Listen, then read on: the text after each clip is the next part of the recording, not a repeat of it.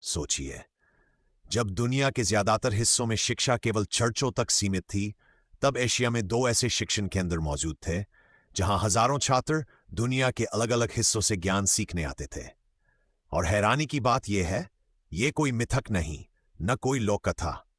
इनका जिक्र इतिहास, यात्रियों की लिखी किताबों और खुद धरती के नीचे छिपे अवशेषों में मिलता है। भारत की प्राचीन भूमि पर दो नाम आज भी इतिहास में गूंजते हैं, नालंदा और तक्षशिला। ये सिर्फ इमारतें नहीं थीं, ये उस दौर का विचार थीं जब ज्ञान को शक्ति माना जाता था। तक्षशिला 6ठी शताब्दी पूर्व से सक्रिय कोई एक परिसर नहीं था, बल्कि गुरुओं और शिष्यों का खुला संसार था। यहां दर्शन, चिकित्सा, राजनीति, युद्ध कला और अर्थशास्त्र पढ़ाया जाता था। छात्र स्वयं अपने आचार्य चुनते थे और शिक्षा जीवन से जुड़ी होती थी। नालंदा 5वीं शताब्दी में स्थापित एक पूर्ण आवासीय विश्वविद्यालय था।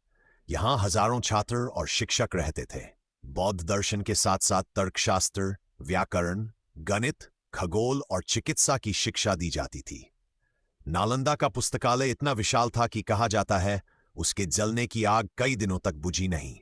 विदेशी से आए यात्रियों ने नालंदा का वर्णन किया, उसकी अनुशासित शिक्षा व्यवस्था को लिखा। विदेशी छात्र यहां ज्ञान लेने आते थे क्योंकि उस समय ज्ञान की वैश्विक भाषा यहीं बोली जाती थी। लेकिन सवाल उठता है, अगर ये इतने महान थे तो आज ये सिर्फ खंडहर क्यों हैं? आक्रमण, समय और उपेक्षा, इन तीनों ने मिलकर ज्ञान के इन मंदिरों को इतिहास बना दिया। नालंदा और तक्षशिला हमें ये याद दिलाते हैं कि भारत की असली विरासत सिर्फ अतीत की महिमा नहीं, बल्कि वह सोच है जो ज्ञान को सीमाओं से मुक्त मानती थी।